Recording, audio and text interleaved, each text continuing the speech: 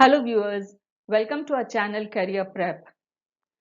Calendars is one of the most important topics for government sector entrance exams like UPSC, SBI PO and Clerk, IBPS PO and Clerk, RRB PO and Clerk, SSC, etc. In this video, we'll solve a few problems on calendars which will strengthen your basics on this topic. Questions are dealt with in this video along with clear explanations to make you understand the concept clearly. Before we begin, please subscribe to our channel. Also press the bell icon to get notifications as soon as we post a new video. So let's start.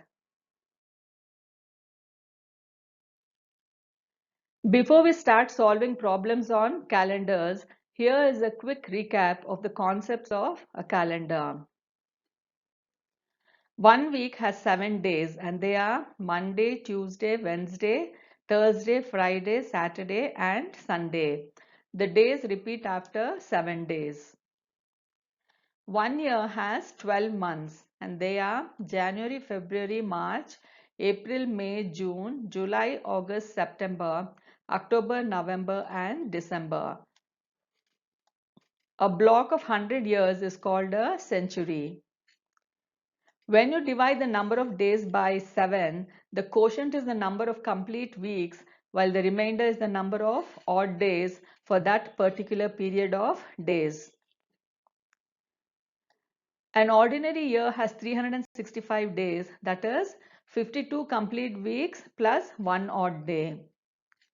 There are 28 days in February in an ordinary year. A leap year has 366 days, that is 52 complete weeks plus 2 odd days. There are 29 days in February in a leap year. A leap year is divisible by 4 except for a century. A century is a leap year only if it's divisible by 400. The other centuries, although divisible by 4, are not leap years. In an ordinary year, last day of the year and the first day of the year are the same. First day appears 53 times and each of the remaining days appears 52 times. In a leap year, last day of the year is first day of the year plus 1. First and second day appears 53 times. Each of the remaining days appear 52 times. Odd days in the months. The months January, March, May, July, August, October and December have 31 days each. 31 divided by 7 leaves a remainder of 3, which means there are 3 odd days. So there are 3 odd days in all those months which have 31 days. The months April, June, September and November have 30 days each. 30 divided by 7 leaves a remainder of 2, which means there are 2 odd days. So there are 2 odd days in all those months which have 30 days. February of a normal year has 28 days. 28 divided by 7 leaves a remainder of 0. So there are 0 odd days in February of a normal year. February of a leap year has 29 days. 29 divided by 7 leaves a remainder of 1, which means there is 1 odd day in February of leap year. Number of odd days in each century. 100 years has 5 odd days, 200 years has 3 odd days, 300 years has 1 odd day, and 400 years has 0 odd days. From 500 years onwards, first subtract the nearest century leap year from the given year. Then find the number of odd days for that answer. You'll see that the cycle of number of odd days repeats after every 4 centuries, which means we know that the number of odd days for the first 4 centuries is 5, 3, 1 and 0. So this number of odd days repeats after every 4 centuries. So from 500 years to 800 years, the number of odd days would be 5, 3, 1 and 0 and so on. Day of the week related to odd days. 0 odd days means Sunday. 1 odd day means Monday. 2 odd days means Tuesday. 3 odd days means Wednesday. 4 odd days means Thursday. 5 odd days means Friday. 6 odd days means Saturday. Now we know that the number of odd days in the first 4 centuries is 5 odd days, 3 odd days, 1 odd day and 0 odd days, and these number of odd days repeats after every 4 centuries. Now we know that 5 odd days means Friday, 3 odd days means Wednesday, 1 odd day means Monday, and 0 odd days means Sunday. So, a century will always end on either Friday, Wednesday, Monday, or Sunday, which means a century will never end on Tuesday, Thursday, and Saturday. How many odd days are there in 51 days? Here you are given 4 options and you have to find out which of these options is the correct one. Now to find the number of odd days in 51 days, we have to divide 51 by 7. The remainder gives us the number of odd days in 51 days. So 51 divided by 7 leaves a remainder of 2, which means there are 2 odd days. So the correct answer is option B, 2. How many weeks are there in 31 days? Here you are given 4 options and you have to find out which of these options is the correct one. Now to find out how many weeks there are there in 31 days, you have to divide 31 by 7. The quotient will give you the number of weeks in 31 days. So when you divide 31 by 7, you get 4 as the quotient, which means there are 4 weeks in 31 days. So the correct answer is option C, 4. How many days will there be from 26th January 1996 to 15th May 1996, both days included? Here you are given 4 options and you have to find out which of these options is the correct one. So here you have to count the number of days from 26th January 1996 to 15th May 1996. Now we know that the month of January has 31 days.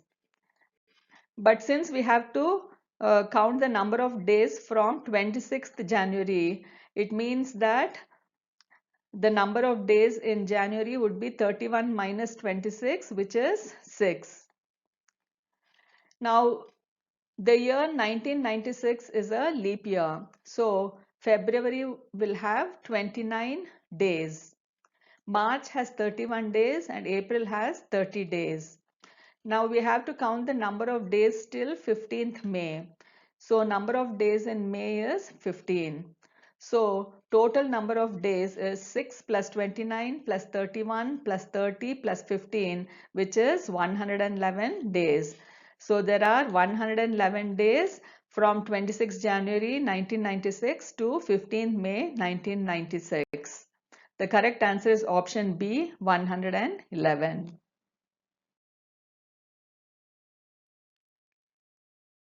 Which of the following is a leap year? Here you are given 4 options and you have to find out which of these options is the correct one. Now you know that a leap year is divisible by 4 except for a century. For a century to be a leap year, it must be divisible by 400. Now let's look at the given options and find out which of them is a leap year. So the first option is 1935. Clearly this is not divisible by 4.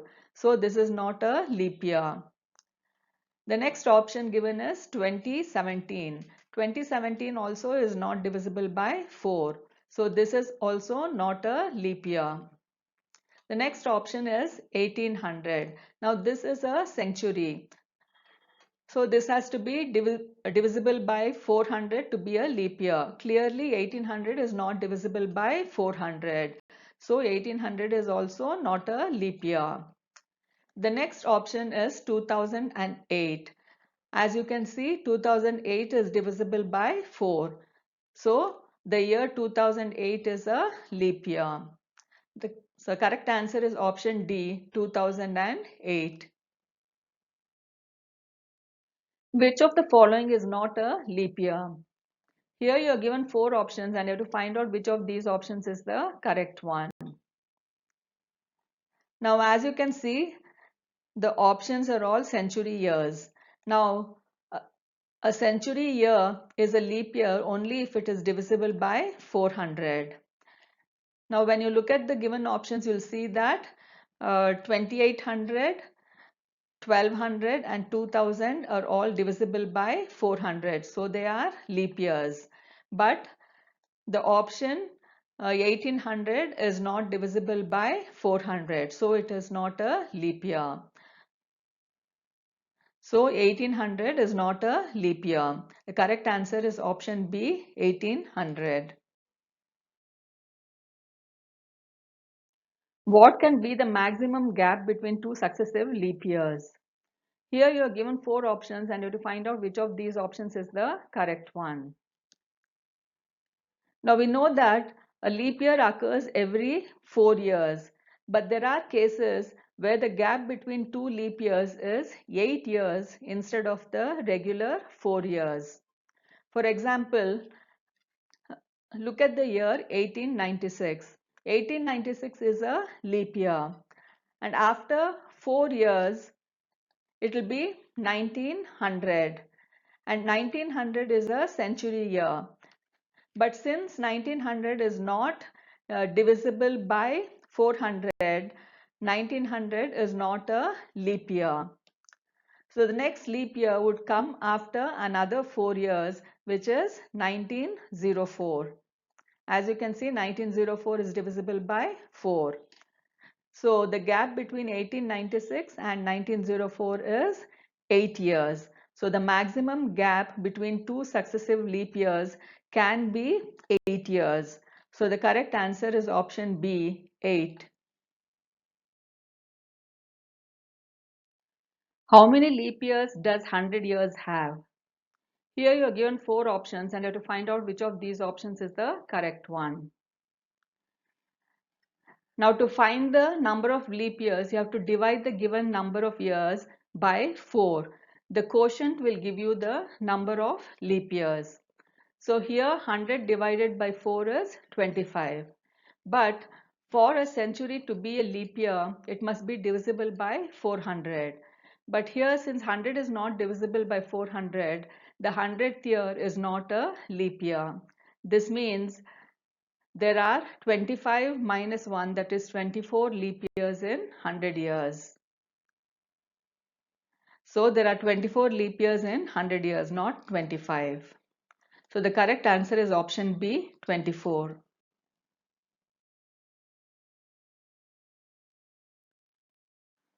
How many odd days are there in the year 2000? Here you are given 4 options and you have to find out which of these is the correct option. Now, the century year, which is completely divisible by 400, is a leap year. Thus, the year 2000 is a leap year because it is completely divisible by 400. Since a leap year has 2 odd days, the year 2000 has 2 odd days. So the correct answer is option A, 2. How many odd days are there in the year 1983? Here you are given 4 options and you have to find out which of these options is the correct one. Now the year 1983 is an ordinary year because it is not divisible by 4. Now since an ordinary year has one odd day, the year 1983 has one odd day. So the correct answer is option B, 1.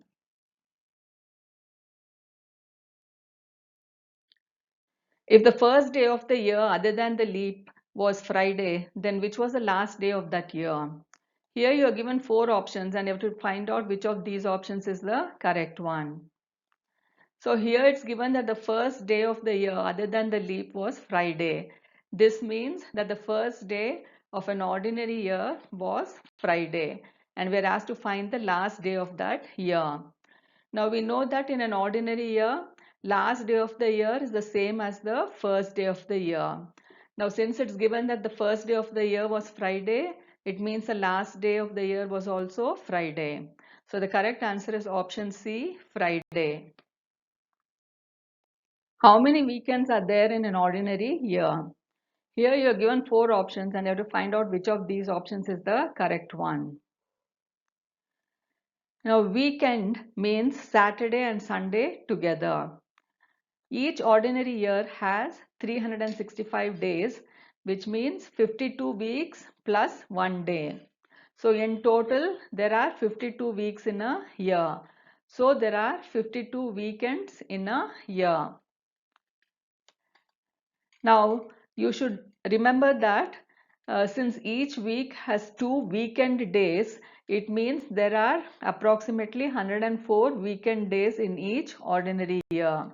So there are approximately 104 weekend days in each ordinary year, but there are 52 weekends in a ordinary year. So here the correct answer is option A, 52.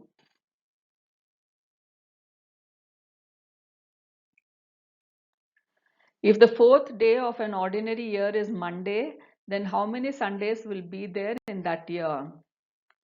Here you are given 4 options and you have to find out which of these options is the correct one. So here you are asked to find out how many Sundays will be there in that year, given that the fourth day of the year is Monday. So to do that, first we have to find out what is the first day of that year. So here it's given that the fourth day of an ordinary year is Monday, which means the third day is Sunday, second day is Saturday, and first day is Friday. So the first day of the year would be Friday. Now we know that in an ordinary year, the first day appears 53 times, whereas each of the remaining days appear 52 times. This means Friday would appear 53 times, whereas each of the remaining days appears only 52 times. So here Sundays appear 52 times. The correct answer is option B, 52. If the fourth day of a leap year is Sunday, then how many Fridays will be there in that year? Here you are given 4 options and you have to find out which of these options is the correct one. So here it's given that the fourth day of a leap year is Sunday. So first we have to find out what is the first day of that year. So if fourth day of the leap year is Sunday, then the third day would be Saturday, second day would be Friday, and first day would be Thursday. Now we know that in a leap year, first and second days appear 53 times, whereas each of the remaining days appears 52 times. Now here, the first day is Thursday and second day is Friday. This means that Friday appears 53 times in that year. So the correct answer is option C, 53. Which one of the following days cannot be the last day of a century? Here you are given 4 options and you have to find out which of these options is the correct one. Now you know that 100 years contain 5 odd days. 5 odd days means Friday. So the last day of the first century is Friday. 200 years contain 3 odd days. 3 odd days means Wednesday. So the last day of the second century is Wednesday. 300 years contain 1 odd day. 1 odd day means Monday. So last day of the third century is Monday. 400 years contain 0 odd days. 0 odd days means Sunday. So the last day of the fourth century is Sunday. This cycle repeats. So clearly here you can see that the last day of a century cannot be Tuesday, Thursday or Saturday. And when you look at the given answer options, you'll see that option C, Tuesday, is the correct answer. Which day can be the first as well as the last day of a century? Here you are given four options and you have to find out which of these options is the correct one. Now we know that 100 years contain 5 odd days. 5 means Friday. So last day of the first century is Friday. 200 years contain 3 odd days. 3 odd days means Wednesday. So last day of the second century is Wednesday. 300 years contain 1 odd day. 1 odd day means Monday. So the last day of the third century is Monday. 400 years contain 0 odd days. 0 odd days means Sunday. So the last day of the fourth century is Sunday. Now this cycle repeats. So if the last day of a century is a Friday, then clearly the first day of the next century would be Saturday. If the last day of a century is Wednesday, then the first day of the next century would be Thursday. If the last day of a century is Monday, then the first day of the next century would be Tuesday. Similarly, if the last day of a century is Sunday, the first day of the next century would be Monday. Clearly here you can see that Monday is the only day which can be the first as well as the last day of a century. So the correct answer is option A, Monday.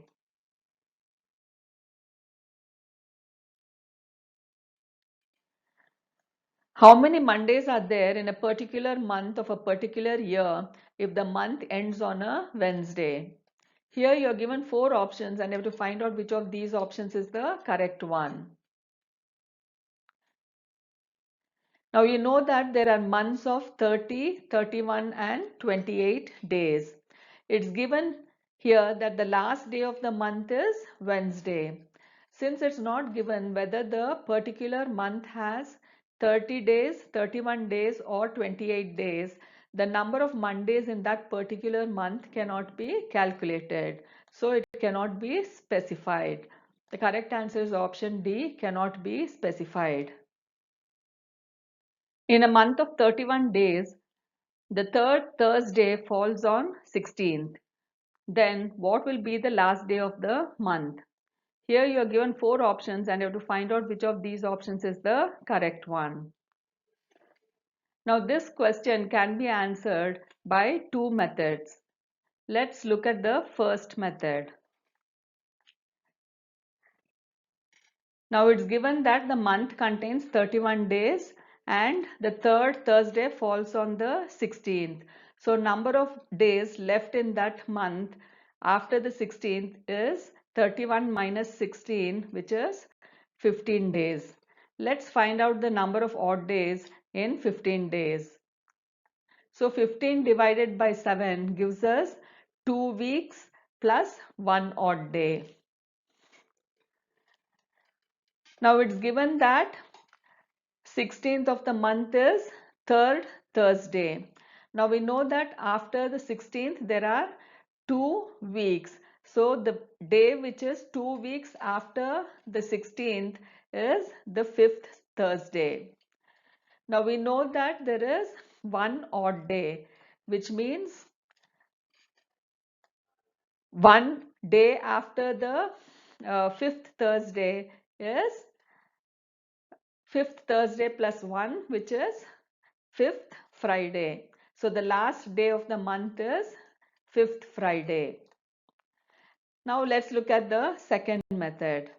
We know that the day of the week repeats after every 7 days. Now it's given that 16th of the month is third Thursday. Now 16 plus 7 is 23. So 23rd is the fourth Thursday. 23 plus 7 is 30. So 30th is 5th Thursday. Now it's given that the month has 31 days. So if 30th is 5th Thursday, then the 31st would be the 5th Friday.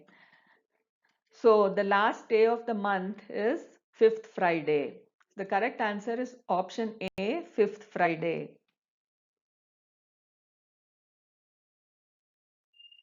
For a certain month, the dates of 3 of the Sundays are even numbers. Then the 15th of that month falls on which day? Here you are given 4 options and you have to find out which of these options is the correct one. Now it's given that the dates of 3 of the Sundays are even numbers. Now only if second is Sunday, then you will get 3 Sundays on dates which are even numbers. Now since the day of the week repeats after every 7 days, 2nd, 9th, 16th, 23rd and 30th of the month are Sundays. So if 16th of that month is a Sunday, then 15th of that month would be Saturday. So 15th of that month falls on a Saturday. The correct answer is option C, Saturday. Viewers, please go through this video till you have understood the concept. Practice more such problems to increase your speed and also to understand the concept clearly. Please do watch a video on calendar with reference date, solved problems. If you have liked this video, please like, subscribe and share this video. Thank you.